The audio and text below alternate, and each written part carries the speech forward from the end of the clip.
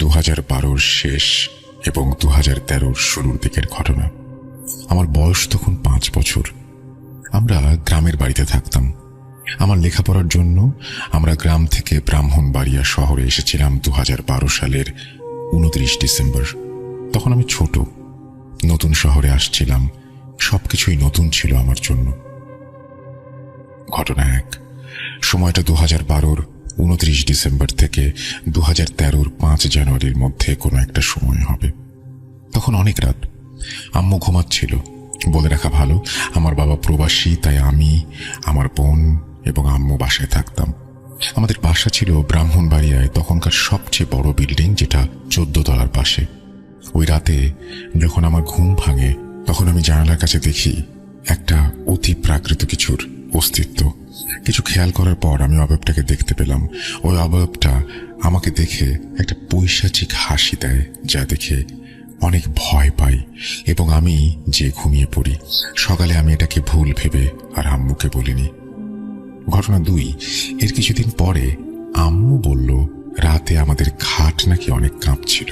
প্রথমে আম্মু ভেবেছিল ভূমিকম্প, পরে পাশে খেয়াল করে দেখতে পেল অন্য কোনো কিছু নড়ছে না। তখন আম্মু কিছুটা ভয় পায় এবং দোয়া কালাম পড়ে ঘুমানোর চেষ্টা করে। ঘটনা 3।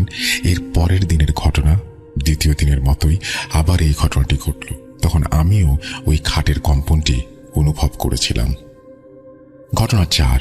এর পরের দিন আমার আম্মু আর আমার দূর সম্পর্কের একজন খালুর সাথে যোগাযোগ হলো, যিনি হুজুর। তখন আম্মু আমার খালুকে বাসায় আসতে বললেন। তিনি আমাদের পুরো বাসা ঘুরে আম্মুকে বললেন তিনি পরদিন জানাবেন।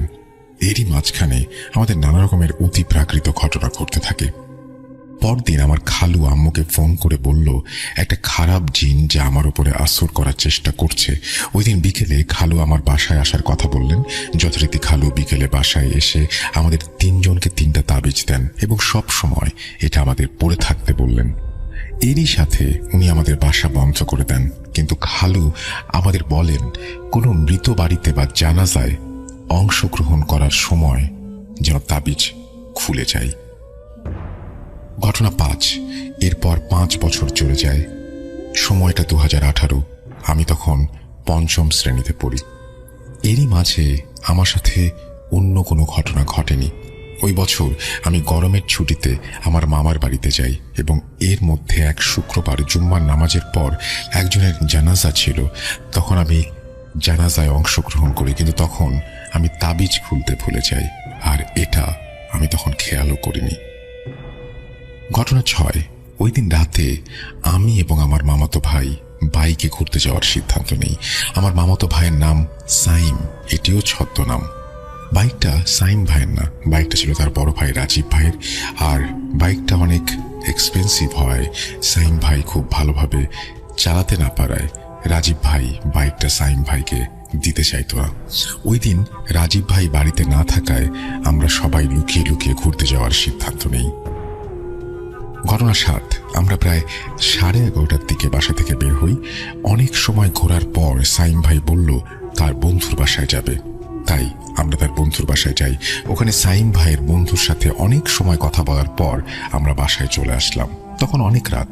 মাঝখানে রাস্তায় অনেক সময় চলার পরও আমাদের যেন রাস্তা শেষ হচ্ছিল না। তখন আমি এবং আমার মামাতো ভাই তো নানা রকম ভয়ানক শব্দ শুনছি। তখন আমার মামাতো ভাই আয়াতুল কুরসি পড়তে শুরু করলো এবং ওই মায়াজাল থেকে বেরিয়ে আসলো এবং তাড়াতাড়ি সামনের এলাকার মসজিদে আমরা দুজনই ঢুকে পড়ি। আমরা মসজিদের ভেতর থেকে বাইরে নানা ধরনের আওয়াজ পাই, মনে হয় কেউ আমাদের ডাকছে এমন। তখন আমরা একটি কথা বারবার শুনতে পারছিলাম। কথাটি ছিল এমন, বাইরে আয়। আর শুনতে পারলাম আমাদের নাকি ছাড়বে না। তখন ভয়ে মসজিদে উজু করে কোরআন পড়তে শুরু করলাম। এর একটু পরে আমরা দেখতে পেলাম ওই মসজিদের বড় হুজুর আসলেন এবং আমি হুজুরকে সবকিছু খুলে বললাম। তিনি তখন ওই তাবিজটা দেখাতে বললেন, কিন্তু আমার মনে পড়ে তখন আমি হুজুরকে তাবিজের কথা বলিনি। তো হুজুর জানলো কিভাবে? তখন আমি এই বিষয়টি খেয়ালও করিনি তেমন। তারপর হুজুর আমাকে তাবিজটি ফিরিয়ে দেয় এবং আমাকে তাবিজ পড়তে বলে। আবার হুজুর আমাদের বলল একটু পর ফজরের নামাজ পড়ে আমরা যেন বাসায় যাই। হুজুর আমাদের আরো বললেন আমার সাথে আর কিছু হবে না। এটা বলে হুজুর বাইরে চলে যান। ওই রাতে ফজরের নামাজের সময় আমার আরেক মামাতো ভাই নামাজ পড়তে আসে, যার নাম শরীফ। তিনি 5 ওয়াক্ত নামাজ পড়তেন। শরীফ ভাইকে দেখে আমরা তখন ঘটনাটি বলতে পারিনি। তখন আমি একটা জিনিস খেয়াল করলাম, ওই বড় হুজুর নামাজ পড়াতে আসেননি, নামাজ পড়াতে এসেছিল বড় হুজুরের ছাত্র। আর আমি শরীফ ভাইকে নিয়ে তখন বাড়িতে চলে যাই। পরদিন বিকেলে আমরা শরীফ ভাইকে সবকিছু খুলে বলি। তখন শরীফ ভাই বলে, মসজিদের বড় হুজুর তো অসুস্থ, তিনি 1 সপ্তাহ থেকে হাসপাতালে, হুজুরের ছাত্র নামাজ পড়ান। এটা শুনে আমি এবং সাইম অনেক ভয় পেয়ে যাই। আমি তখন ওই বড় হুজুরের ছাত্রকে সম্পূর্ণ ঘটনা বলি। তিনি বলেন, এরকম অনেক ঘটনা আমাদের সাথে ঘটে যা কখনো বুঝতে পারি না, যার কোনো বিশ্লেষণ থাকে না, হয়তো আমাদের কাছে থাকে না, হয়তো ওই সময় আমাদেরকে সাহায্য করেছিলেন তিনি, হয়তো তার রূপ ধরে ভালো কোনো জিন। এরপর আমার সাথে আর কোনো ঘটনা ঘটেনি, এই বলে আমার বন্ধু তামিম তার ঘটনা শেষ করে। জানি না ঘটনাটি কতটা ভয়াবহ হয়েছে, কিন্তু তামিম বলে ঘটনাটি সম্পূর্ণ সত্যি। লেখায় ভুল ত্রুটি হলে ক্ষমা করবেন। ঘটনাটি আমি অনেক আগে শুনেছিলাম, কিন্তু এখানে একটা কিছু নতুন করে যুক্ত করিনি, বরং আমার অনেক কিছু বাদ দিয়ে ঘটনাটি আমি লিখেছি। আমার নানুর পরিবারকে নিয়ে। আমার নানু আমার সাথে প্রায়ই ভূত.com শোনেন। গত শনিবার আমি দুপুরে খাওয়া দাওয়া শেষ করে ইমেল এপিসোড শুনছিলাম। এপিসোডটির নামটি ছিল 9টি জিন। এপিসোডের 9টি জিনের কথা শোনার পর নানু তার জীবনের সব থেকে লোমহর্ষক একটা ঘটনা আমাকে বলেন। আমার নানুর ভাষাতেই বলছি।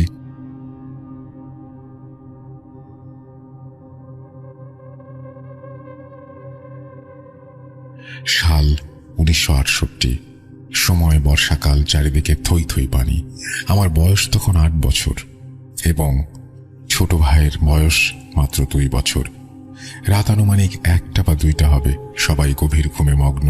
হঠাৎ মায়ের খুব বাইরে যাওয়ার দরকার পড়ে, তাই ডেকে উঠান আমাকে।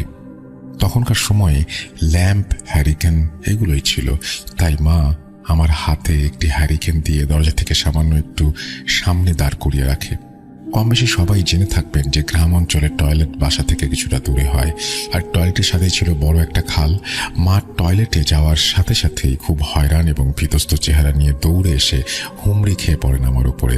সাথে সাথে আমি জোর করে একটা চিৎকার দিই। চিৎকার শুনে আমার দাদু বাবাকে ডেকে নিয়ে আসে এবং আমার মাকে ঘরে নিয়ে যায় এবং তাড়াহুড়া করে দরজা বন্ধ করে দেয়। কোনো কিছু জিজ্ঞাসা করার আগেই দাদু হ্যারিকেনের আলোটা কমিয়ে দেন। খুব তাড়াহুড়া করে মাকে নিয়ে বিছানায় যেতে চাইলেও মায়ের দাঁড়ানোর কোনো ক্ষমতা ছিল না।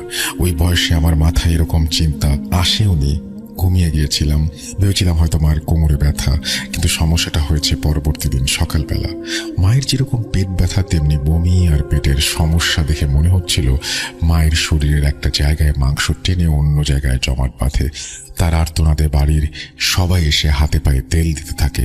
তখন ডাক্তার কাছাকাছি না থাকাতে কোনো একভাবে আমার চাচা একজন ডাক্তার নিয়ে আসে, কিন্তু ডাক্তার এসে বলে মা নাকি আর বাঁচবে না। আশ্চর্য বিষয় হলেও এটি সত্য যে ভোর 5টা থেকে সকাল 11টার মধ্যে মাত্র 4 থেকে 5 ঘন্টার ব্যবধানে মা সম্পূর্ণভাবে বিছানায় পড়ে যান। তার খাওয়া দাওয়া, নড়াচড়া, এমনকি মুখের কথাটা পর্যন্ত বন্ধ হয়ে যায়।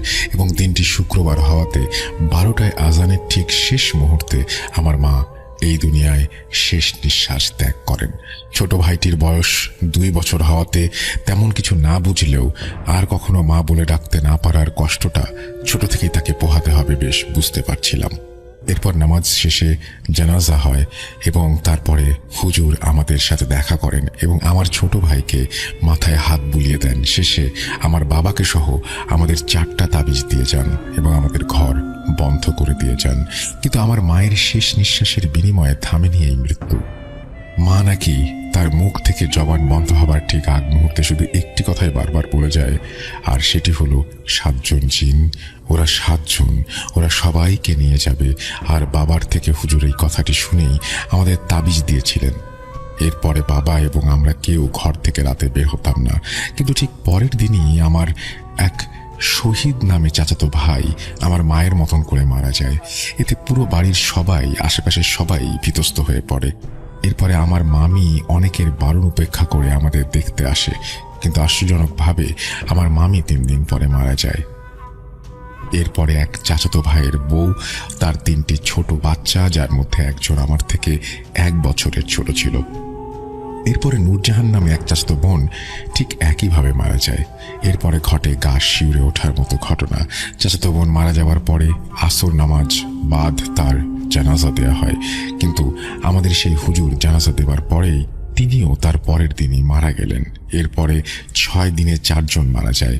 কে কখন মৃত্যুর দেখা পাবে প্রতিটা মুহূর্ত কাটতে লাগলো আতঙ্কে। এরপর মাগরিবের আগেই সবাই যে যার ঘরে চলে যেত। এরপরে এটির একটা বিহিত করার জন্য সবাই মিলে একজন হুজুর খুঁজছিল, কিন্তু এমন কিছু শোনার পরে কেউই আসতে রাজি হচ্ছিল না। এরপরে অনেক খুঁজে বড় একজন আলেম বাড়িতে নিয়ে আসা হয়, কিন্তু সে বাড়িতে প্রবেশ করার সাথে সাথেই বলে দিলেন এই কাজ তার পক্ষে করা অসম্ভব, এবং সে 3 দিন পরে আরও 3 জন নিয়ে আসবেন এর বিহিত করার জন্য বললেন। আর এই 3 দিন কেউ মাছ মাংস এমনকি বাগার দেওয়ার মতো কোনো তরকারিও রান্না করতে পারবে না এই বাড়িতে। আর ঠিক যতদিন এমন থাকবে ততদিন শুধু করলা লাউ দুধ খেতে হবে। এটি টানা 27 দিন করতে হয়েছে। 3 দিন পরে যে হুজুর 3 জন ফকির নিয়ে আসেন, এর মধ্যে ফকির যে ছিলেন তার নাম ছিল হাশেম ফকির। তিনি বাড়িতে ঢুকেই আমাদের বললেন যে অনেক দেরি করে ফেলেছেন, যাই হোক তবে এর বিহিত করেই ছাড়বো ইনশাল্লাহ। এরপরে শুরু হয় তার কার্যক্রম। সন্ধ্যার পরেই বাড়ির উঠোনের মাঝখানে বড় গর্ত করে আগুন জ্বালিয়ে দিতেন এবং 2 থেকে 3 কেজি শুকনো মরিচ পোড়াতেন। কিন্তু আশ্চর্যের বিষয় হলো এতে মরিচ পোড়ানোর কোনো গন্ধই হতো না। আর একই কাজের সময় বাড়ির কেউ ঘর থেকে বের হতে পারত না এবং সব মহিলাদের মাথায় কাপড় দেওয়া ছিল বাধ্যতামূলক। এরকম চলতে থাকে 7 দিন। এর মাঝে 3য় দিনের সময় বড় ফকির তার একজন সঙ্গীর ওপরে সেই 7 জন জিনের সর্দারকে হাজির করেন। অনেক তর্ক বিতর্ক জেরা করা হয়। তারপর কথাটা ছিল এরকম, তোরা কারা, কোথা থেকে এসেছিস, কতজন এসেছিস, এর জান নিচ্ছিস? আমরা পূর্ব নদী থেকে এসেছি, আমরা 7 জন, আমাদের চালান করা হয়েছে, 21টা জান না নিয়ে যাব না। অনেক হয়েছে, এবার অন্যদিকে যা, আমি থাকতে আর কোনো জান যাবে না। এরপর তার সঙ্গী অবচেতন হয়ে যায় এবং তার পরের দিন প্রতি রাতে একইভাবে আগুন ধরিয়ে 1 থেকে 2 কেজি করে শুকনো মরিচ পোড়ানো হতো। কিন্তু ফকিরদের মরিচ পুরানো আর সারা বাড়ি মহড়া দেয়া শেষ মুহূর্তে মনে হতো কেউ সারা বাড়ি দিয়ে শুকনো গাছপালা টেনে হিঁচড়ে নিয়ে যাচ্ছে। গরুর দল বেঁধে বাড়ির মধ্যে দৌড়ানো, ঘরের পেছনে বাঁশ গাছ দুমড়ে মুচড়ে ভেঙে ফেলেছে।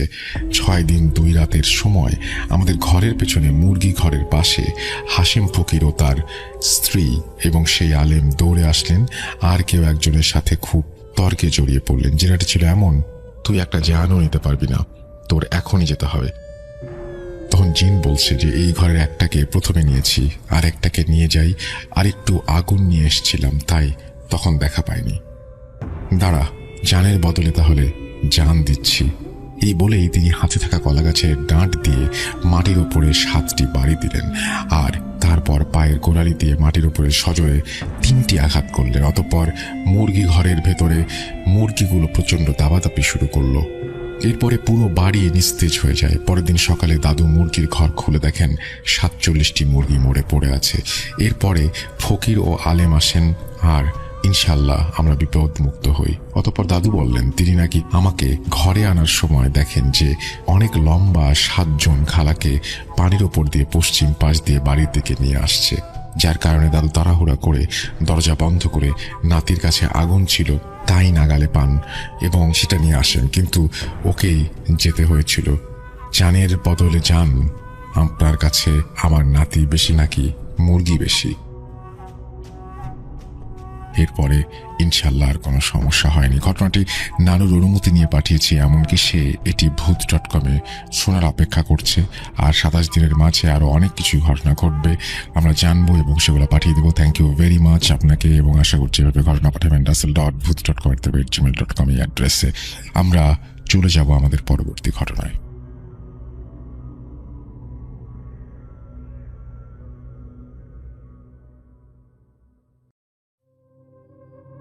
আসসালামু আলাইকুম রাসেল ভাই, আসসালামু আলাইকুম লিসেনার্স। আশা করি আপনারা সবাই ভালো আছেন আর আপনারা তো সবসময় ভালোর দলেই থাকেন।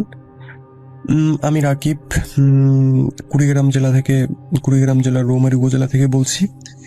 আমি ভূত FM এর একজন নিয়মিত শ্রোতা ছিলাম। 2016 সাল থেকে আমি ভূত FM শুনতাম। যাই হোক, মাঝখানে ভূত এফএম বন্ধ হয়ে যায়, কিন্তু অনেক অনেক ধন্যবাদ আপনাকে যে ভূত.com চালু করার জন্য। বেস্ট অফ লাক, সবসময় আপনাদের পাশে আছি। যাই হোক, বেশি কথা না বলে আমি আমার ঘটনায় চলে যাই। ঘটনাটা ঘটে আমার নিজের চাচাতো ভাইয়ের সাথে। ঘটনার সময়কাল 2015।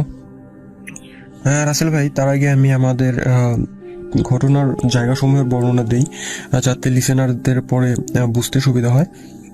ঘটনাটা ঘটে হলো আমাদের গ্রামের পাশের একটা গ্রামে। আমরা যে স্কুলে পড়াশোনা করতাম, সেই স্কুলটা ছিল আমাদের গ্রাম থেকে একটা গ্রাম পরেই, মানে আমাদের গ্রামের পর মাঝখানে একটা গ্রাম পড়ে, তারপরে আমাদের স্কুল। আমাদের স্কুলটা যেহেতু উপজেলার মধ্যে অনেক একটা নামকরা একটা স্কুল ছিল, সেই জন্যই আমাদের সেখানে পড়তে যাওয়া। যাই হোক, সেই সময় আমি জিএসসি পরীক্ষার্থী ছিলাম। আর আমার সাথে যে ভাইটা, মানে ভাইয়ের সাথে যে ঘটনাটা ঘটছে, সে ছিল এসএসসি পরীক্ষার্থী। রাসেল ভাই, আমাদের ওই গ্রাম থেকে আমরা 4 জন ওই স্কুলে পড়াশোনা করতাম। তার মধ্যে 3 জন ছিল এসএসসি পরীক্ষার্থী, আর আমি একাই জিএসসি পরীক্ষার্থী ছিলাম। যাই হোক, ওই রাস্তায় আমাদের গ্রামের পাশ দিয়ে একটা নদী চলে গেছে। ওই নদীটা পার হয়ে আমাদের স্কুলে যেতে হতো। ওই নদীটার উপরে একটা পুল ছিল, পুল মানে ব্রিজ, বাঁশের ওটাকে গ্রামের ভাষায় বলে পুল। যাই হোক, ওই পুল পাড়ি দিয়েই পুলের পাশে একটা পরিত্যক্ত একটা ভিটা ছিল। ভিটা কোনো কবরস্থান বা কিছু না, সিম্পল একটা ভিটা। ভিটার মধ্যে অনেক রকমের গাছ, অনেক পুরনো গাছ। গ্রাম অঞ্চলে এরকম অনেক ভিটাই পাবেন আপনি। সেই ভিটাটার নাম ছিল আপনার তোতার ভিটা, কারণ ওই ভিটাটার মালিক ছিলেন তোতা মিয়া নামে একটা লোক। সে অনেক আগেই মারা যায়, 1900 সালের দিকে সে মারা যায়। সেই থেকেই সেই ভিটাটার নাম তোতার ভিটা।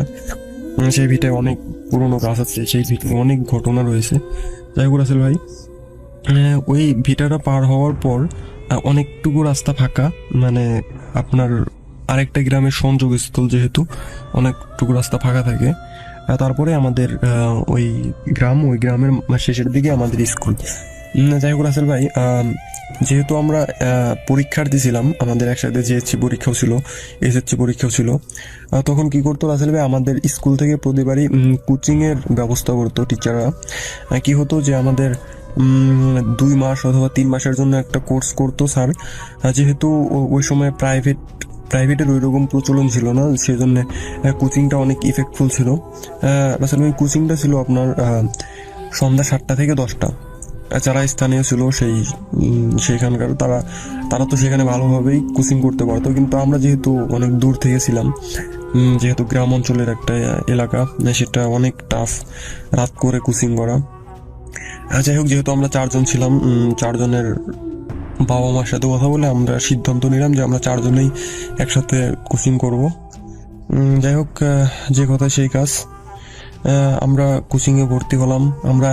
আমাদের কি করতাম, আমাদের যে সাইকেল ছিল, সাইকেলে মোবাইলের ব্যাটারি দ্বারা আপনার সামনে একটা বাল্ব লাগিয়ে করতাম, ওই যে বাতি জ্বলিয়ে স্কুলে যেতাম 4 জনে সাইকেল চালিয়ে, রাত্রে একসাথে আসতাম। যাই হোক, এভাবেই আপনার 15-20 দিন যাওয়ার পর কি হয় যে আমাদের ওইখানে একটা বন্যা হয়। আমাদের গ্রামে বন্যা হওয়ার কারণে আমাদের নদী ভরে যাওয়ার কারণে আমাদের ওই যে পুল, সেটা ভেঙে যাওয়ার কারণে একটা ভয়াবহ একটা অবস্থা সৃষ্টি হয়। কারণ সেখানে ভেলা দ্বারা মানুষ পারাপার হতো। যেহেতু আমরা রাত করে কোচিং করতাম, ভেলা দ্বারা পার হওয়াটা অনেক ঝুঁকির ছিল আমাদের। সেখানে মাঝে মাঝে ভেলা পাওয়া যাইতো না, মানে ওই ফেরি ভেলা মানে হইলো ভুরা, আমরা ভুরা দিয়ে পার হতাম। তখন তো সাইকেলও আনা যাইতো না। আমাদের গ্রাম থেকে আমাদের স্কুলে যেতে সময় লাগতো আপনার 30 মিনিটের মতো। আমাদের কোচিং ছুটি দিত 10টায়। যাই হোক, আমাদের যখন বন্যাটা আসলো, তখন আমার বাড়ি থেকে আমাদের স্কুলের যে দপ্তরের বাসা ছিল, সেখানে আমাকে লজিং রাখা হলো। সেখান থেকে আমি কোচিং করতাম।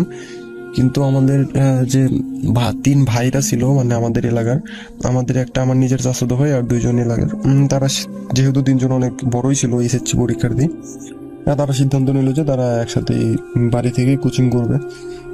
যে কথা সেই কাজ, তারা তখন কোচিং করতো, তখন তারা সাইকেল নিয়ে আসতো না, তখন তারা হেঁটে হেঁটেই ভেলা বার হতো, ভেলা বার হয়ে আবার স্কুলে কোচিং করতো, রাত 10টার সময় যাইতো। রাসেল ভাই একটা কথা বলে রাখি যে আমাদের আমাদের যে গ্রাম আর আমাদের যে গ্রামে যাওয়ার মাঝখানে যে একটা গ্রাম, সেই গ্রাম এতই প্রত্যন্ত একটা গ্রাম যে আপনার সেই সেই সেই এলাকায় বিদ্যুতের সংযোগ পৌঁছায় আপনার 2020 সালে। তার আগে কোনো বিদ্যুৎ ছিল না সেখানে। মানুষজন সোলার সংযোগের সাহায্যে সোলার সংযোগ ব্যবহার করতো, তাও প্রত্যেক মানুষের বাসায় ছিল না, হাতে গোনা 2-1 জনের, আর সবাই দোয়াত হারিকেন ব্যবহার করতো। যাই হোক রাসেল ভাই, ঘটনাটা ঘটে হলো এরকমই একটা রাত্রে। ঘটনাটা ঘটে হলো যে আমার ওই ভাইয়ের সাথে আর তার সাথে আরেকজন ছেলের সাথে, তাদের 3 জনের মধ্যে একজন সেদিন কোচিংয়ে আসে নাই কোনো একটা কারণে, সেই জন্য তাদের 2জনকেই কোচিংয়ে আসতে হয়। যখন তারা 2জন কোচিং শেষে বাসায় যাওয়ার সময় আপনার ওই ওই তোতার ভিটার ওই জায়গায় যায়। আসলে তখন ওই জায়গায় তারা লক্ষ্য করে যে তোতার ভিটার পাশেই, মানে ওই জায়গায় তাদের ভেলার জন্য অপেক্ষা করতে হয়, যেহেতু ওই জায়গায় একটা অনেক ভয়ানক একটা জায়গা। তারা যখন সেখানে গিয়ে পৌঁছায়, তারা দেখতে পায় যে সেখানে কোনো নৌকা নেই। হ্যাঁ, আসলে ভাই সেখানে কোনো ভেলা বা ফেরি কিচ্ছু নেই। তারা অনেক ঘাবড়ে যায় মানে যে এত রাত্রে, মানে গ্রামে রাত 10টা 10:30 মানে কিন্তু অনেক রাত। মানুষ 8টা-9টার সময় গ্রামে ঘুমিয়ে পড়ে। যাই হোক, সেখানে তারা যখনই গিয়ে দেখে যে ভেলা নাই, তারা তো মানে অনেক ভয় পায়। মানে একটা জিনিস কি যে সেখানে অনেক ভয়ঙ্কর একটা জায়গা, সেখানে তোতার ভিটার, সেখানে এত রাত্রে তারা ভেলা পাচ্ছে না। যাই হোক, তারা একটু পরেই তারা উদ্বোধন করে যে পাশে একটা মানে কাফন মোড়ানো একটা লাশ। মানে লাশটা দেখে তারা রীতিমতো মানে এতটা ভয় পায় যে তারা মানে চিল্লাবে যে অথবা দৌড়াবে, তার কোনো ভাষাই তারা খুঁজে পায় না, এরকম একটা অবস্থা। যাই হোক রাসেল ভাই, তারা সেই মুহূর্তে লক্ষ্য করে যে ফিরে এসে তাদেরকে ডাকছে যে মামা চলেন পার করে দিই। হ্যাঁ, এরকম একটা অবস্থা। কিন্তু তারা এখনই লক্ষ্য করলো যে তাদের ওই কোনো ফেরি ছিল না।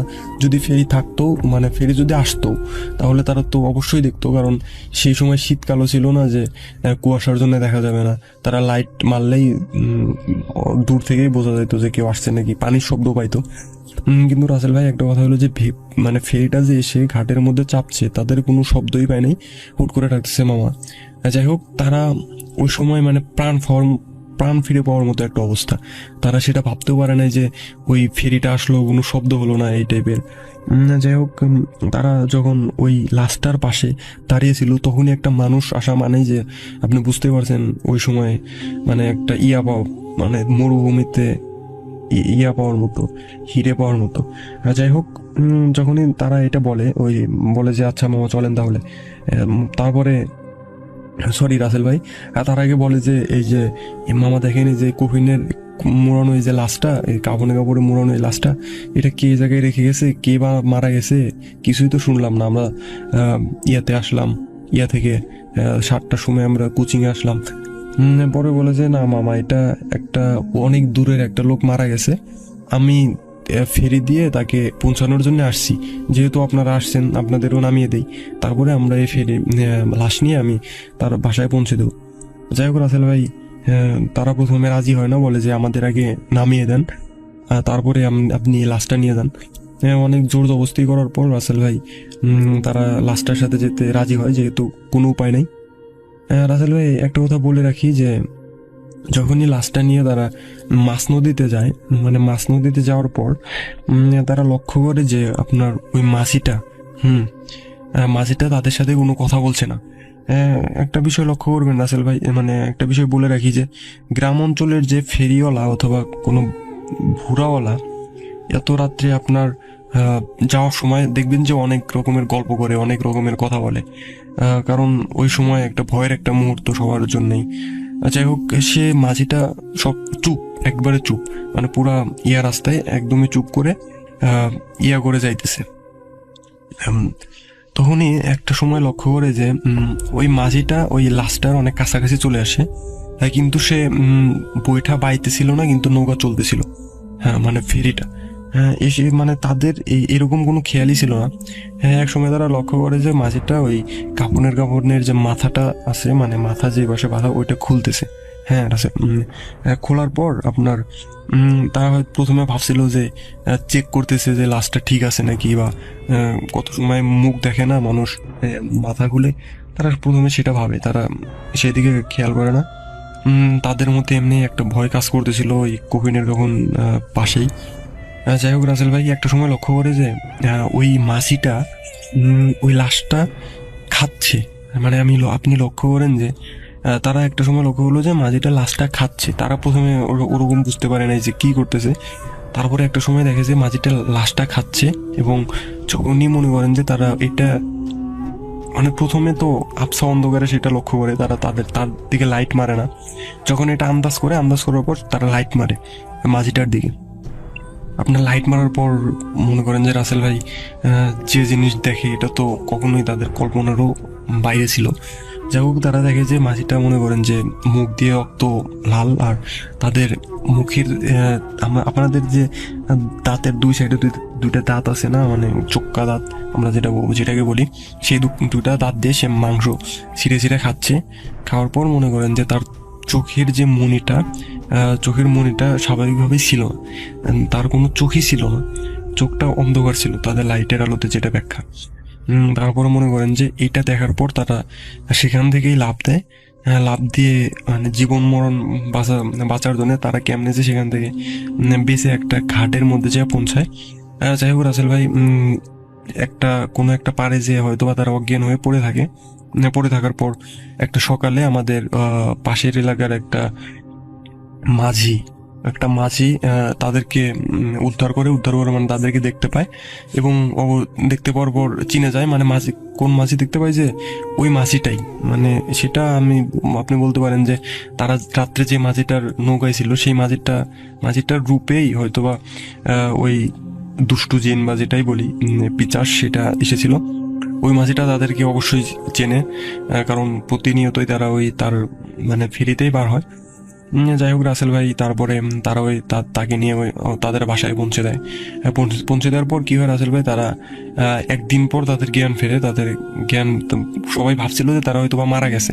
হ্যাঁ রাসেল ভাই, অনেক শোক কান্না শুরু হয়ে যায়। আমিও তখন এই ঘটনাটা শুনে আমিও তখন বাসায় যাই তাদের দেখতে।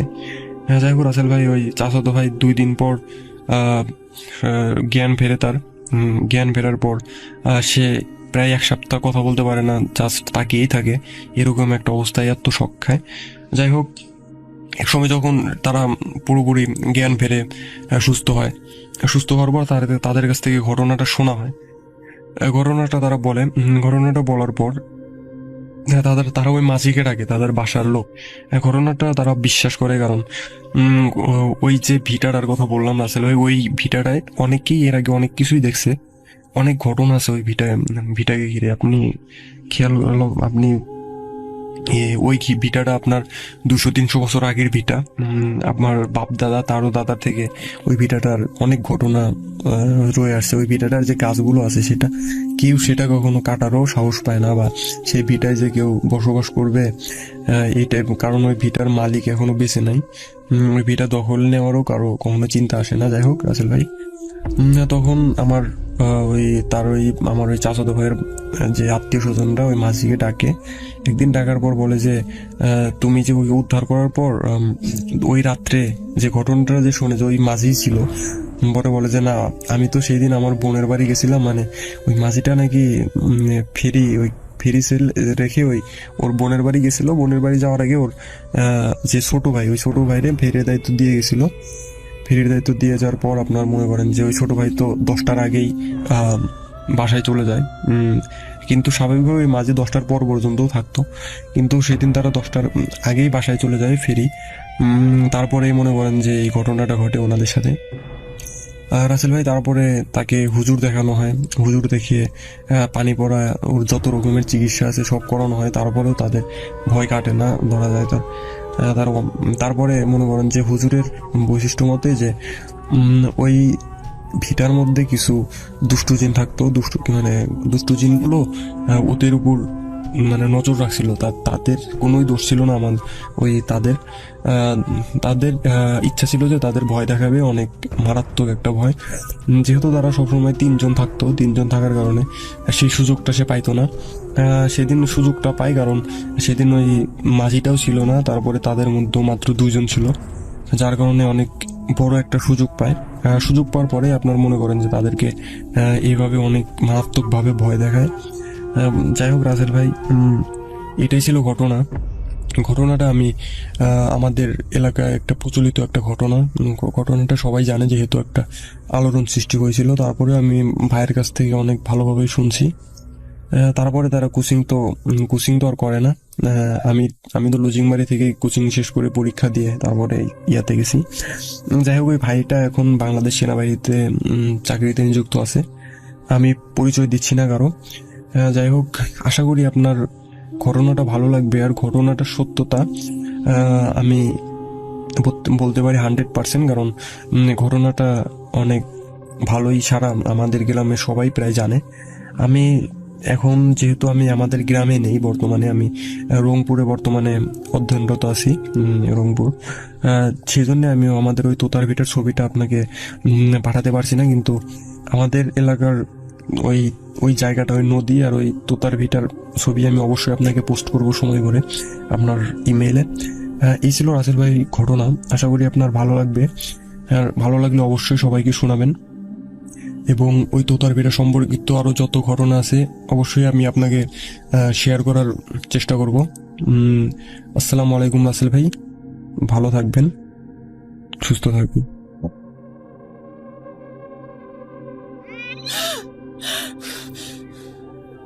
আজ আবার শুনতে পাচ্ছেন শব্দটা? ভয়ের আরেক নাম ভূত.com with Russell. আমার কাছে একটা স্টোরি রয়েছে, যেটা একটা ইমেল। সেই ইমেলটা আমি এখন আপনাদেরকে পড়ে শোনাচ্ছি। চলুন কথা না বাড়িয়ে সরাসরি ইমেইলে যাওয়া যাক। যেভাবে লেখা আছে আমি সেভাবেই শুরু করছি। আসসালামু আলাইকুম রাসেল ভাই, স্টুডিওতে এসে শেয়ার করা সম্ভব না বলে আমি চাই আপনি আমার ঘটনাটা পড়ে শোনেন। আমার বয়স তখন 22 বছর। আমি বর্তমানে গ্র্যাজুয়েশন করছি, ফার্স্ট ইয়ারে পড়ছি রাজশাহী সরকারি কামরুজ্জামান ডিগ্রি কলেজ। সেই 2013 থেকে আপনার অনেক বড় ফ্যান আমি। যেখানে ভূতের ভয় সেখানে ভূত এফএম শুরু হয় বলে আমি মনে করতাম। আর যখন ভূত এফএমের কথা উঠত তখন ভেসে আসা সেই রাত 11:59 বলা মানুষটাই আপনি রাসেল ভাই। এখন অনেক মিস করি আপনাকে, মিস করি সেই সময়টাকে। যখন শুনলাম শোটা বন্ধ হয়ে গেল, মনে মনে অনেক কষ্ট পেয়েছিলাম। যাই হোক, আমি আনন্দিত যে আপনি আপনার নতুন শো শুরু করেছেন। আবার সেই চেনা মানুষটার গলায় ভূত.com শোনার মজাই আলাদা। হোক না নতুন শো, কিন্তু মানুষটা তো সেই আছে, আমাদের সবার প্রিয় রাসেল ভাই।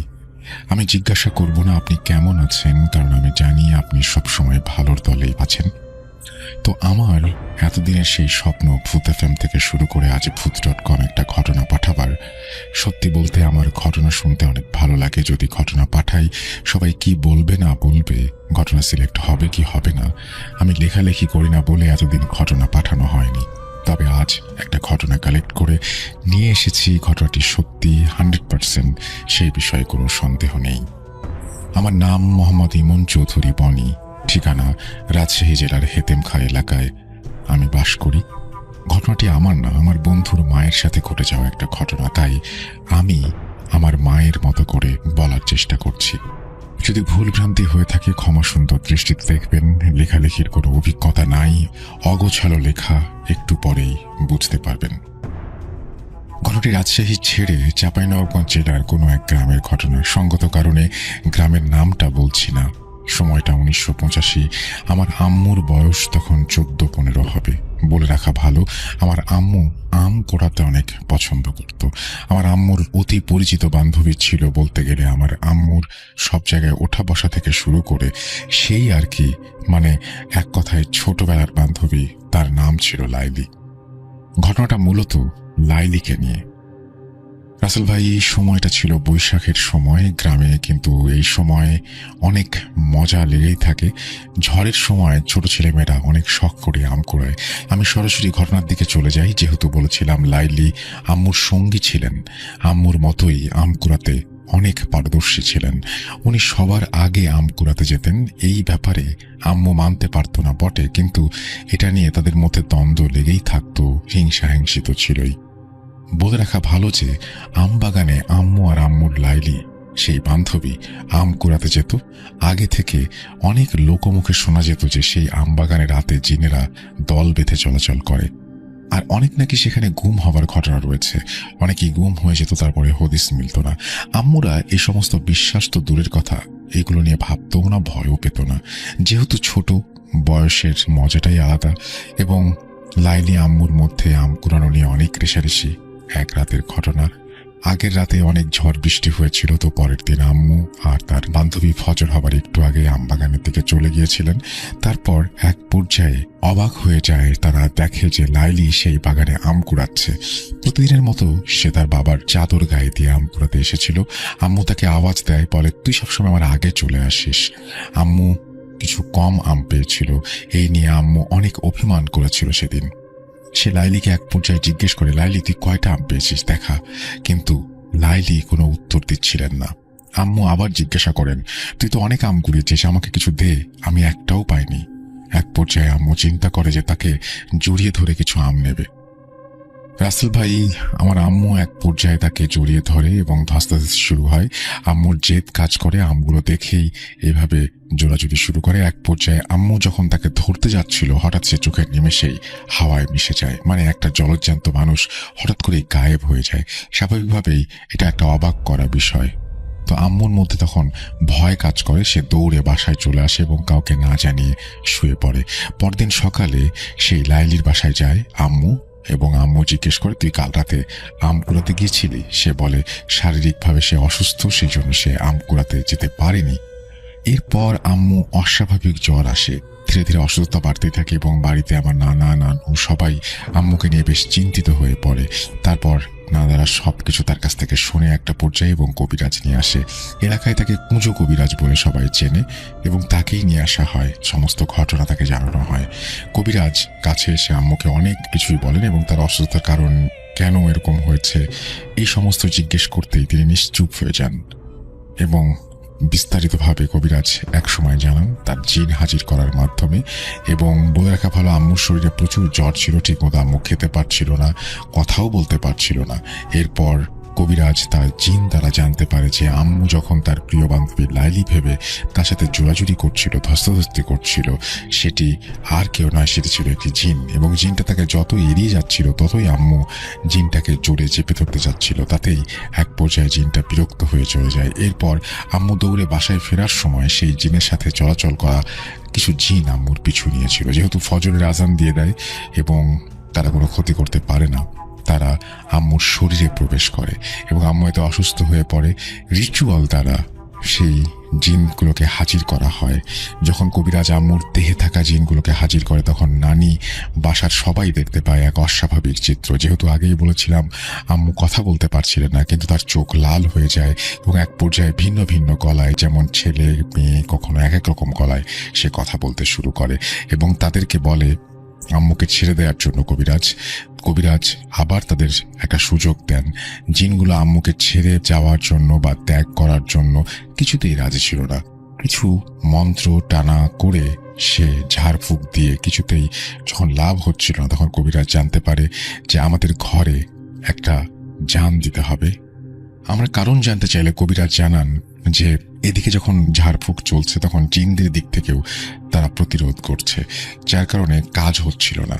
এবং আম্মুর কাছে নাকি মোট 6টা জিন আছে। কবিরাজ বলে তাদের মধ্যে 4টা মুসলিম, 2টা হিন্দু, যার মধ্যে 5 জন পুরুষ এবং 1 জন মহিলা। এবং তারা আম্মুকে তাদের রাজ্যে নিয়ে যেতে চায়। আম্মু নাকি অনেক সাহসী এবং শক্তিশালী, যার জন্য সেখানে নিয়ে আম্মুকে দিয়ে তারা তাদের খেদমতে রাখতে চায়।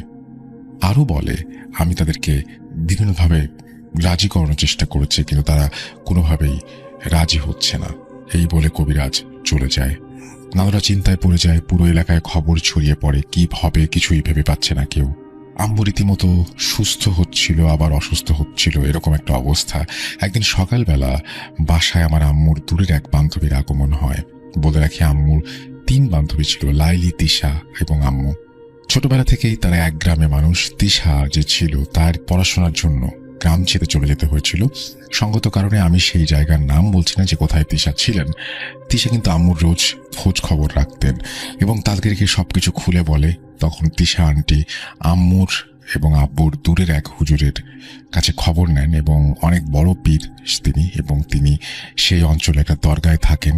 সেই দুষ্টু জিন পরীর আসর থেকে মানুষকে তিনি ছাড়াতে পারেন এবং নানুদেরকে এই ব্যাপারে তিশা সবকিছুই জানান এবং সেই পীরের কথা বলতে থাকেন। সেই পীর 4 দিন পরে আসবেন এবং তাকে নিয়ে আসার ব্যবস্থা করা হবে। এর মধ্যে 2 দিনের দিন সকালবেলা আম্মুকে হঠাৎ বাসায় পাওয়া যাচ্ছে না। গ্রামের সবাই মিলে খোঁজাখুঁজি করার পর আম্মুকে যখন পাওয়া যাচ্ছিল না, পরে এলাকার একজন খবর দেয় আম বাগানে কোনো এক আম গাছের নিচে বসে আম্মু নাকি আম খাচ্ছিল। নানুরা সবাই মিলে গিয়ে দেখে সেই দৃশ্য, গাছের নিচে বসে আম খাচ্ছে। পরে আম্মুকে সবাই নানুদের বাসায় নিয়ে আসে। সবার ভাষ্যমতে আম্মুকে নাকি আনাই যাচ্ছিল না 4-5 জন মিলে। এভাবে নানুরা দোয়া দুরুদ যা কিছু জানতো সবকিছু পড়ে যায় এবং আম্মু একটা পর্যায়ে স্বাভাবিক হয় এবং সবাই ঘুমিয়ে পড়ে। তারপরে আম্মুকে প্রশ্ন করা হয় কি হয়েছিল, কোথায় গিয়েছিলে। যখন ঘুম থেকে ওঠার পরে জিজ্ঞেস করা হয়, আম্মু শুধুমাত্র একটা কথাই বলতে পারে যে লাইলি অর্থাৎ তার বান্ধবী আম কুড়াবে বলে নাকি তাকে ডেকে নিয়ে গেছে।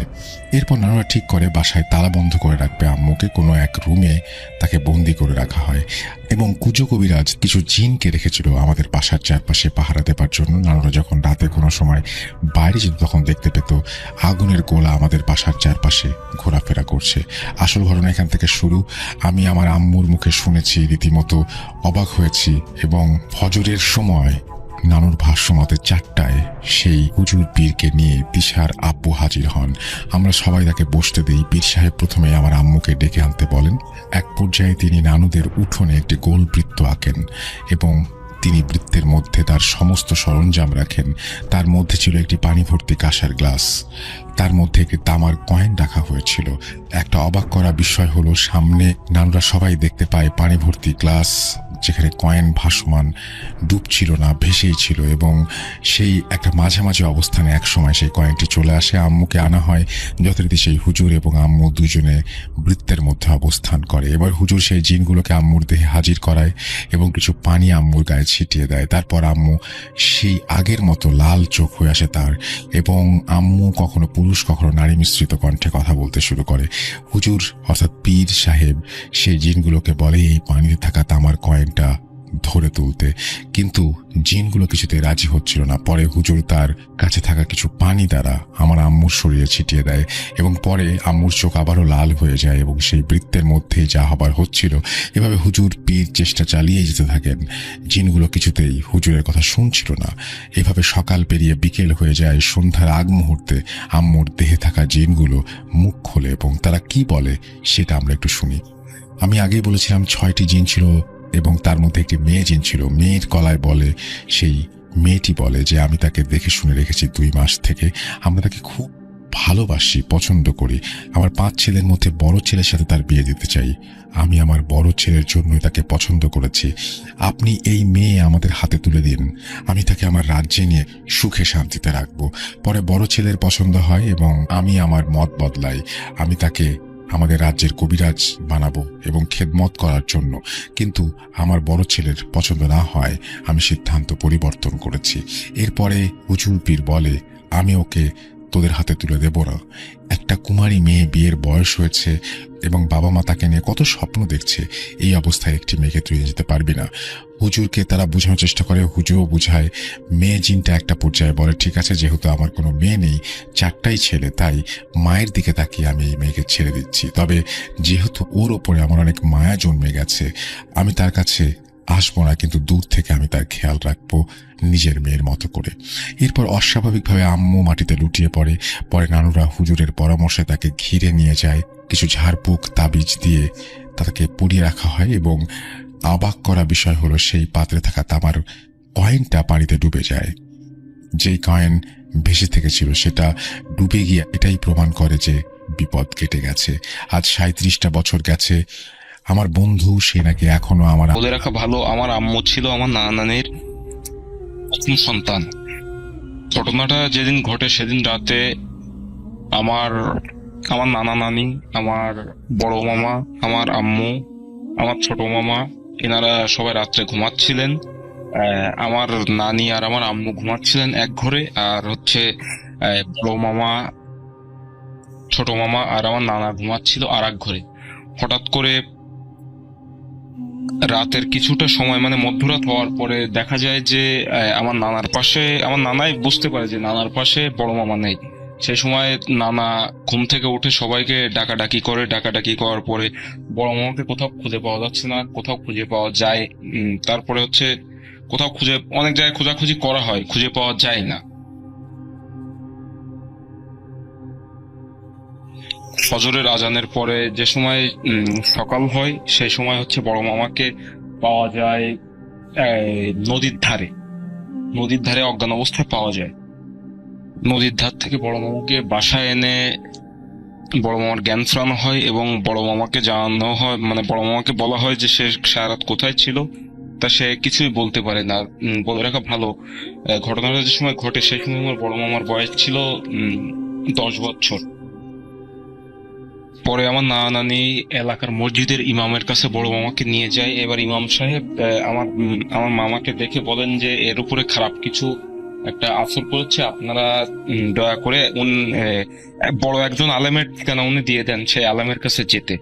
এইবার যেহেতু আমার নানা নানি যে গ্রামে থাকতেন, গ্রাম থেকে গ্রামের দূরত্ব একটু বেশি দূরে ছিল, তাই সেদিনকে আর যাওয়া সম্ভব হয়নি। তার 2 দিন পরে তারা হচ্ছে আলেমের কাছে যান। তারা আলেমের কাছে যাওয়ার আগে এই 2 দিনের ভিতরে ঘটে যায় এক লোমহর্ষক ঘটনা, যার সম্মুখীন তারা কেউ মানে যে ঘটনার সম্মুখীন মানুষ হতে চায় না, কিন্তু পরিস্থিতির বশবর্তী হয়ে যেতে হয়। সেদিন রাতে আবার সবাই একসাথে ঘুমিয়েছিল। ঘুমিয়ে থাকার পরে রাতে 1টার সময় আমার বড় মামাকে আবার খুঁজে পাওয়া যায় না। অনেক খোঁজাখুঁজি করা হয়, খুঁজে মোটে পাওয়াই যায় না। তারপরে সকাল হয়, সকাল হলে ইমাম সাহেবকে আনা হয়। ইমাম সাহেব বলেন কি যে তিনি যে আলেমের ঠিকানা দিয়েছিলেন সেই আলেমের সাথে যোগাযোগ করতে। তারপর আলেমকেও আনা হয়। আলেমকে আনলে আলেম তার এক জিনের মাধ্যমে বলেন যে বড় মামাকে পরীতে আসর করেছে। পরীরা 3 বোন, তার ভিতরে ছোট বোনের আমার বড় মামাকে খুবই পছন্দ হয়েছে, তাই তারা বড় মামাকে চায়। তখন আমার নানা নানি জানতে চান যে তারা তাদের সন্তান মানে বড় মামাকে কখন ফিরে পাবে। সে সময় আলেম তার জেনের মাধ্যমে জেনে বলেন যে আপাতত জেনেরা তাকে নিয়ে তাদের কাছে রাখবে না, তারা ঠিকই ফিরিয়ে দেবেন। এইভাবে হচ্ছে আপনার প্রায় 2 দিন কেটে যায়। 2 দিন কেটে যাওয়ার পরে বড় মামাকে আবার সেই অবস্থায় নদীর ধারে পাওয়া যায়। সেই সময় বড় মামা অজ্ঞান ছিল। তারপরে বড় মামার কাছে জিজ্ঞেস করা হয় যে সে কোথায় ছিল, কি বৃত্তান্ত, সে কিছুই বলতে পারে না। তারপরে আলেমের মাধ্যমে বাড়ি বন্ধ করে নেওয়া হয়। বাড়ি বন্ধ করার পরে হচ্ছে তারা আমার নানা নানিকে স্বপ্ন দেখায় যে তারা যদি তাদের বড় সন্তানকে পরিদের কাছে না দেয় তাহলে তাদের অনেক বড় ক্ষতি হয়ে যেতে পারে। এবার আমার নানা নানি পুনরায় আবার হচ্ছে আলেমের কাছে যান। যাওয়ার পরে আলেম বলেন কি যে আপনারা 5 ওয়াক্ত নামাজ কালাম পড়ুন আর আপনাদের বড় সন্তানকে যত দ্রুত সম্ভব মাদ্রাসায় সে ভর্তি করে দিয়ে আসেন, তাকে আরবি লাইনে পড়ান, দেন হচ্ছে আপনারা এই সমস্যা থেকে মুক্তি পেতে পারেন। আলহামদুলিল্লাহ রাসেল ভাই, তারপরে হচ্ছে আর কোনো সমস্যা আমার মামার সাথে হয়নি। এটাই ছিল ঘটনা। জানি না কিভাবে কি বলতে পেরেছি। যদি কোনো ভুল ত্রুটি হয়ে থাকে, আমার গুছিয়ে কথা বলার অভ্যেস আসলে নাই, যদি কোনো ভুল ত্রুটি হয়ে থাকে তাহলে ক্ষমা সুন্দর দৃষ্টিতে দেখবেন। ধন্যবাদ।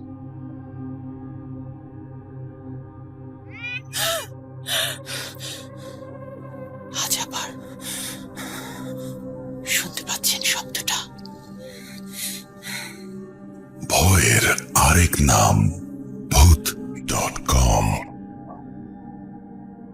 with Russell.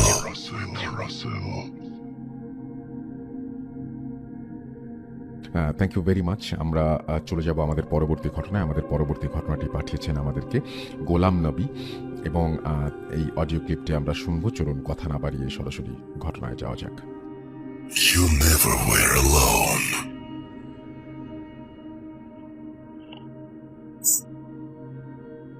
Juju আসছে। You are not alone. আমি শুধু তোমার সাথেই থাকতে চাই। Not alone. লুকোচুরি খেলবে? লুকোচুরি? You will never be alone.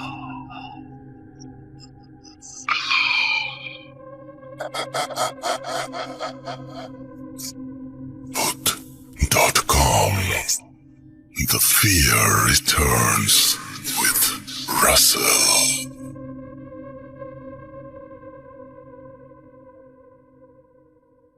আসসালামু আলাইকুম প্রিয় রাশি শেষ করে ফিরতেছিলেন। হাঁটতে হাঁটতে যখন বাড়ি থেকে 3-4 মিনিট ডিস্টেন্স গ্যাপে আসেন, তখন এমন এক স্টেশনে পৌঁছান যেখানে অনেক বড় একটা তাল গাছ এবং বরফ। হঠাৎ মনের অজান্তে উনি দাঁড়িয়ে যান। ওনার মাথায় কাপড় ছিল না আর চুল খোলা ছিল। হঠাৎ উনি অনুভব করতে পারেন কিছু একটা ওনার মাথা দিয়ে শরীরের ভিতর ঢুকে গেছে। এরপর উনি কি করেছেন সেটা তিনি জানেন না। তার বাড়ির লোকজন তাকে পড়ে শোনায়। উনি বাড়িতে দৌড়ে চলে আসেন, এসে উঠানোর উপর পড়ে যান আর দাঁতে খিল লেগে যায়। এরপর উনি বেহুশ হয়ে যান। যখন ওনার হুঁশ ফিরে আসে, তখন সবাই আশা করেছিলেন যে হুঁশ ফিরে আসলে মেবি সুস্থ হয়ে যাবেন, কিন্তু ফলাফল হলো তার উল্টো। উনি সবার সাথে চিৎকার চেঁচামেচি শুরু করেন, যে কাউকে প্রচন্ড জোরে আজে বাজে ভাষায় গালাগালি শুরু করে। এভাবে অনেকদিন ধরে চলে তার অ্যাক্টিভিটিস। 2-1 কবিরাজ হুজুরকে ডেকে তদবির করানো হয়, কিন্তু কোনোভাবেই তার কোনো উন্নতি নেই। এরপর একজন খুব অভিজ্ঞ তান্ত্রিককে ডাকা হয়, যিনি এসব জিন এবং ভৌতিক বিষয় নিয়ে প্রচুর কাজ করেছেন। যথারীতি তান্ত্রিক তার কাজ শুরু করেন। সময় তখন রাত 10টা হবে। গ্রামে আসলে 10টা মানে গভীর রাত ধরা যায়। তান্ত্রিক কুলো, গামছা আরো অনেক কিছু, ওরা ঠিক পরিষ্কার সবগুলো মনে নেই কি কি নিয়েছিলেন, এগুলো ওখানে রাখেন। এরপর গোলাম নবী ভাইয়ের আরো 2 ভাই আছেন, ওনাদের 2জনকে 2টা লাঠি দিয়ে দেওয়া হয়। এরপর শুরু করলেন তার তদবির। তান্ত্রিকের শর্ত ছিল আলো রাখা যাবে না, যতটুকু ন্যাচারাল লাইট থাকে ততটুকুই। সময়টা অমাবস্যা কিনা সেটা ঠিক জানা হয়নি, তবে কোনোভাবেই জিন হাজির করা যাচ্ছিল না। বাধ্য হয়ে চিকন লাঠি দিয়ে আঘাত করা শুরু করে। এরপরে সে কথা বলতে শুরু করে, ভয়ানক কণ্ঠে বলতে থাকে কিভাবে তার উপর ভর করেছে। সে বলতে থাকে, তোরা জানিস না, নতুন বিয়ে করার পর কোনো মেয়ে মানুষ যদি খোলা মাথায় কোথাও ঘোরাঘুরি করে, তার উপর আমরা ভর করি। আর ও ঠিক এই কাজ করেছে, তাই আমি ওর উপর ভর করেছি। এরপর তাকে সরে যেতে বলা হয়। যথারীতি এখানে তাকে ফোর্স করা হয়। দোয়া নাকি হাত কেটে ফেলবে, কিছু বোঝা যাচ্ছে না। হাতে ওইরকম একটা ধারালো জিনিস, আমরা কাছে যেতে প্রচন্ড ভয় পাচ্ছিলাম। এরপর ওকে কোনোভাবে সেভ করতে হবে, তাই আমরা সবাই একত্র হয়ে ওকে কোনোভাবে ধরে ওই কাছিটি সরিয়ে ফেলি। আমরা এতগুলো মানুষ, আমাদের মনে হচ্ছে কোনো বাচ্চা মেয়ে নয়, বিরাট কোনো জঙ্গলি প্রাণীর সাথে যুদ্ধ করছি। এরপর ওকে আমরা 7-8 জন মিলে বাড়িতে নিয়ে আসি। আমরা দোয়া কালাম করে চেষ্টা করছিলাম কিছু সমাধান করা যায়। এরপর আমরা একজনের পরামর্শ মতো চেষ্টা করলাম পেঁয়াজ, শুকনো মরিচ, হলুদ, তৈল এগুলো পুড়িয়ে সমাধান করার, কিন্তু কোনোভাবেই সমাধান হচ্ছে না। এদিন আমাদের ওই বাড়িতে আমাদের ভাইয়ের শ্বশুর উপস্থিত ছিলেন, কারণ ওখানে একটা প্রোগ্রাম ছিল ঈদে। পরের দিন ওই বাড়িতে ছেলের আকিকা ছিল, তাই উনি দাওয়াতে এসেছিলেন। উনি কিছুটা তন্ত্রবিদ্যা জানতেন। উনি যেভাবে বললেন গোতল নিয়ে আসতে। গোতল হচ্ছে গরুর তেল, ওটা নিয়ে আসা হলো। উনি ওই মেয়ের মাথায় হাত দিয়ে ধরে নাকে ওই তেলটা দিতেই মনে হলো ওর মাছ থেকে কিছু একটা চলে গেছে, এবং মনে হলো ওর সাথে সাথে ঘুমিয়ে গেল। উনি বললেন ওর সাথে যে জিনটা ছিল সে হিন্দু জিন ছিল, যার কাছে গরুর তেল কোনোভাবেই সহনীয় নয়, তাই ও চলে যেতে বাধ্য হয়েছে। ও ওকে ঘরের ভিতরে নিয়ে যাওয়া হলো। একটু পর আমরা যখন ওখান থেকে উঠে সবাই মাঠের দিকে যাচ্ছিলাম, হঠাৎ দেখতে পেলাম বিশাল মোটা এবং কাঁচা আম গাছের ডাল বিকট শব্দে ভেঙে পড়েছে গরুর ঘরের উপর। আমরা ভয়ে বাড়ির দিকে দৌড়ে চলে আসলাম। যখন সন্ধ্যা নামলো, আমাদের সবার মাঝে আরো ভয় বাড়তে লাগলো, কারণ সে আমার ভাতিজির মধ্যে থেকে বের হয়ে ক্ষান্ত হয়নি, নানা রকম ঝামেলা করেই যাচ্ছে। চারিদিকে তখন শুনশান নীরবতা। হঠাৎ আম গাছের ওখান থেকে ফিসফিস শব্দ ভেসে আসে। তোরা আমাকে সরিয়ে দিয়েছিস, দেখেছিস আমার শক্তি, আমি ছাড়বো না, আমি দেখে নিব। ওর সাথে আমার বিয়ে দিলি না বলে তোর ছেলের ঘাড় চেপে ধরেছিলাম, দেখেছিস? যদি আমাকে ওর সাথে বিয়ে না দিস, তোদের আরো শাস্তি পেতে হবে। এরপর চলে আসে চারিদিকে শুনশান নীরবতা। আমরা কথা না বাড়িয়ে সরাসরি আমাদের পরবর্তী ঘটনায় চলে যাব এবং এটিও একটি অডিও ক্লিপ। আশা করছি পুরোটা সময় আমাদের সঙ্গে থাকবেন। চলুন কথা না বাড়িয়ে সরাসরি ঘটনায় যাওয়া যাক। আসসালামু আলাইকুম, আশা করি সকলে ভালো আছেন। আমি মোহাম্মদ আরমানাল, আমি আল্লাহর রহমতে ভালো আছি। তো আজকে আমি আমার জীবনে ঘটে যাওয়া একটি ঘটনা আপনাদের সঙ্গে শেয়ার করব। তো এই ঘটনাটি ঘটা হচ্ছে বাগেরহাটে, এবং বাগেরহাটে এটা ভৈরব নদী কেন্দ্রিক একটি ঘটনা। তো ঘটনাটা এমন, এবং ঘটনাটার সময় হচ্ছে গিয়ে এটা করোনা যখন প্রথম আঘাত আনে বাংলাদেশে, অর্থাৎ প্রথম দিকের 2019 সালের ঘটনা এটা। ওই সময় করোনার প্রকোপ অনেক ছিল, অনেক। আমরা সবাই পিপি পরে বের হতাম এবং অনেক ছিল ওই সময়। তো তখন আমরা চিন্তা করি আমরা গ্রামে যাব এবং গ্রামে যেয়ে কিছুদিন স্টে করব, যাতে কিছুটা হলে সেফ থাকতে পারি, কারণ তখনকার সময় ঢাকা বা শহরে সব জায়গায় করোনা ছড়িয়ে পড়েছিল। অ্যান্ড আমরা সেভাবেই গ্রামে যাই, এবং গ্রামে গিয়ে আবার সবসময় ছোটবেলা থেকেই এসব জিন, পরি, ভূত যাই বলেন না কেন, সবকিছুর প্রতি আমার অনেক অনেক কিউরিয়াসিটি এখনো। এবং আমার এসবের প্রতি এত কিউরিয়াসিটি যে ছোটবেলা আমি এসব নিয়ে একটা টিমও বানিয়েছিলাম, এনএস ঘোষ রিসার্চ টিম, এবং ওটা ক্লাস 6-এ। তো যাকে এসব বাদ, আমি তাহলে ঘটনায় ঢুকি। তো আমরা গিয়ে চিন্তা করি, এবং আমি যখন এলাকায় যাই সবসময় সবাইকে জিজ্ঞেস করি যে কোন এলাকাটা ভয়ানক, কোনখানে ভয় পাওয়া যাবে, অর্থাৎ কোনখানে গেলে জিনের দেখা পাওয়া যাবে, এরকম সবার সাথে একটু গল্প গুজব করি। তো সেরকম গল্প গুজবের মাধ্যমে একটা জায়গার সন্ধান পাই, যেটা ছিল খুবই নির্জন জায়গা, এবং সেখানে মাত্র 2 জন বসবাস করত, এবং পুরো জায়গাটা অনেক মানে এরিয়া জুড়ে, ওই এরিয়াটুকু, ওই জোনের মধ্যে একটা মাত্র ঘর ছিল, মানে একটা মাত্র পরিবার থাকতো, এবং পরিবারের সদস্য ছিল, অর্থাৎ মানে মাথার উপর থেকে আগুনের কলা উড়ে যায়, এবং অনেক নিচ থেকে গাছের ওই পাশ থেকে আসে, ওই পাশ থেকে আসে। এবং মূলত আমরা যখন গ্রামের বাড়িতে যাই তার আগে থেকে মামা আমাকে ফোন দিয়ে ওই যেদিন আসছিলেন, মানে ঘটনাটা ফেস করছেন, ওই দিনেই আবার আমাকে জানান। তো আমি চিন্তা করি যে একা যাবো কেন, আমার কিছু বন্ধুদের নিয়ে যায় এবং আমার মামাকে নিয়ে যায়। তো আমরা চিন্তা করি যে শুধুমাত্র এই কারণে গেলে তো কেমন দেখায়, তাদের বাড়িতে যাব, আমরা একটা কাজ করি, পিকনিকের মতন এটা কিছু করা যায় কিনা সেটা ভাবতে থাকি। এবং হ্যাঁ, আমরা সেটাই করি। আমরা একটা ব্রয়লার মুরগি কিনে অ্যান্ড বিভিন্ন ধরনের মশলাপাতি কিনে আমরা চাই। আমাদের চিন্তা ছিল ওখানে যাবো, মুরগি রান্না করব, তারপর হচ্ছে রুটি খাবো, এবং ওখান থেকে চলে আসবো। এবং বিভিন্ন ধরনের এক্সপিরিয়েন্স তো হলে অবশ্যই সেটা বেস্ট। তো এত কিছু করবো, অপরিচিত মানুষ, কিন্তু আমরা কিভাবে পরিচিত হই, মানে হচ্ছে যে একজনদের বাড়ি যাব, তারা তো অপরিচিত, কিন্তু আমরা তো তাহলে কিভাবে যাব? তখন লাকিলি আমার মামার যে বন্ধু ছিলেন, তার হচ্ছে গিয়ে চাচা চাচি ছিলেন তারা। তো আমার মামার বন্ধুকে আমরা সাথে নিই, এবং মামার বন্ধুদের নৌকা ছিল। তো ওই নৌকা করে আমরা সেখানে যাই। গিয়ে তো আমার দাদা দাদি খুব ভালো ছিলেন, ওরা আমাদের সঙ্গে খুব ভালো আচরণ করলেন। আমরা ওখানে পিকনিক করি, এবং মূল ঘটনা হচ্ছে ফিরে আসার সময়। তো যখন যাই, ওই সময়টা ছিল বৃষ্টির কাল, অনেক বৃষ্টি, চারিদিকে পানি থই থই করে। কিছুক্ষণ বৃষ্টি থামে, আবার শুরু হয় মেঘ ডেকে গর্জন, মানে একটা খুব সুন্দর একটা বৃষ্টির সময়। তো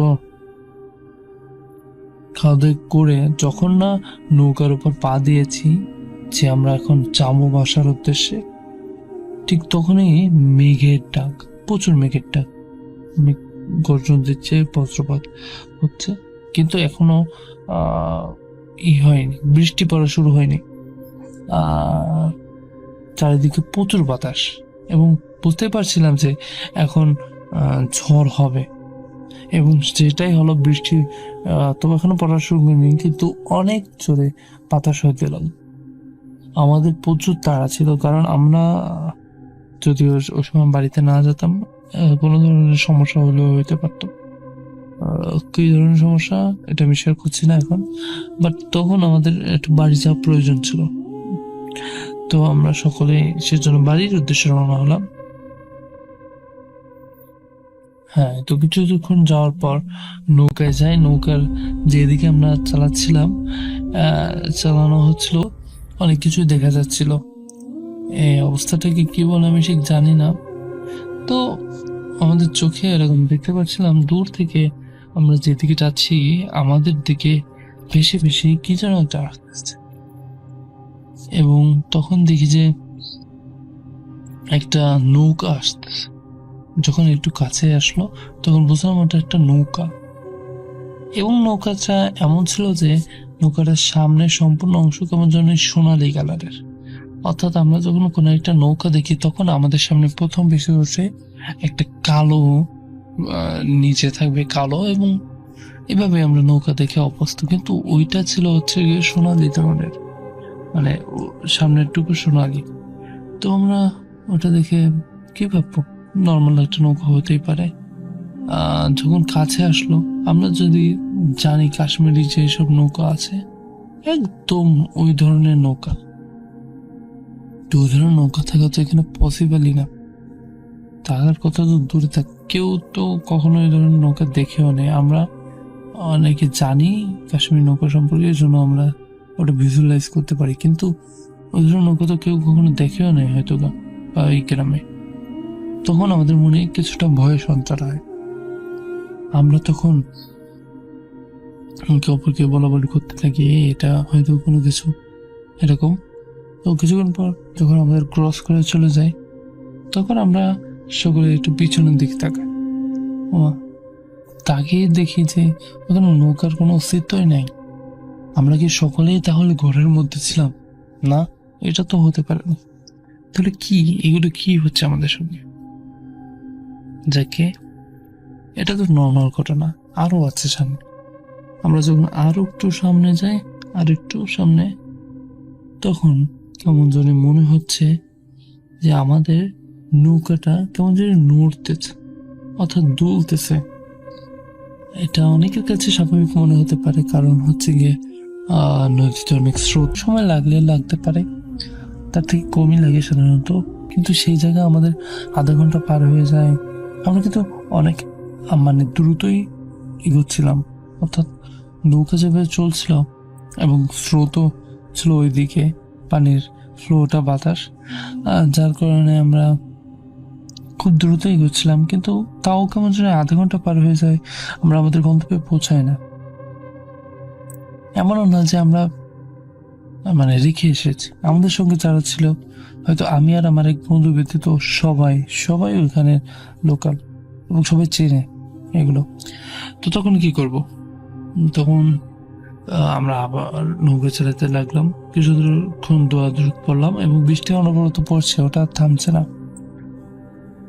তখন আমরা আর একটা দৃশ্য দেখলাম, এটা অনেকটা ফ্যান্টাসি মনে হতে পারে, বাট আমরা তো দেখেছিলাম এবং আমরাই জানি সেটা হচ্ছে গিয়ে যখন দেখলাম পানির ভিতর থেকে, অর্থাৎ আমাদের সামনেই, অনেক দূর সামনে, যে পানির ভিতর থেকে একটা কি মাছ লাভ দেয় না? হ্যাঁ, মাছ লাভ দিত। তো ওইরকম ভাবে একটা মাছের মতন কি একটা আকৃতির লাভ ছিল।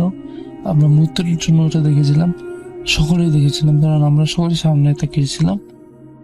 তো মুহূর্তের জন্য ওটা লাভ দিল, মানে অনেক বড়, যে আমরা যদি কল্পনা করতে পারি না এত বড় লাভ দিয়েছিল। নদী তো এপার থেকে ওপার এবং ওটা এপার থেকে ওপারে ছিল, এবং ওই নদীতে এত বড় মাছ, অর্থাৎ আপনি যদি তিমি বলতে পারেন, অথবা তিমি অনেকটাই বড় হয়ে যায়, কিন্তু ছোট যে হুইলগুলো আছে হয়তো এরকমই কিছু, এরকম অনেক উপর থেকে লাভ দিল এবং ধরলাম যদি হুইলে হতো।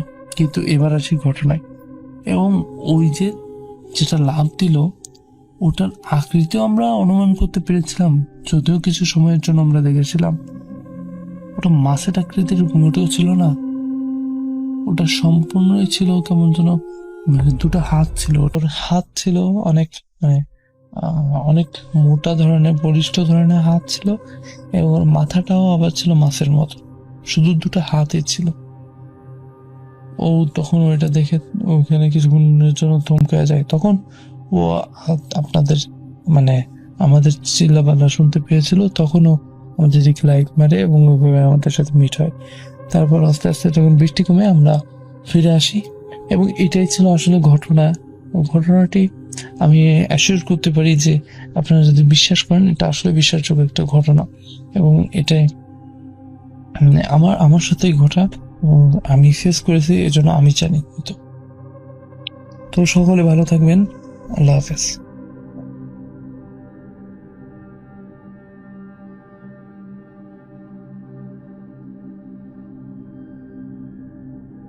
আসসালামু আলাইকুম রাসেল ভাই, আশা করি আপনি ভালো আছেন এবং ভালো দলেই আছেন। আমি জুবায়ের, ঢাকার বনশ্রী থেকে বলছি। ভূত.com এর সকল মেম্বার্স এবং শ্রোতাদের জানাই আমার সালাম।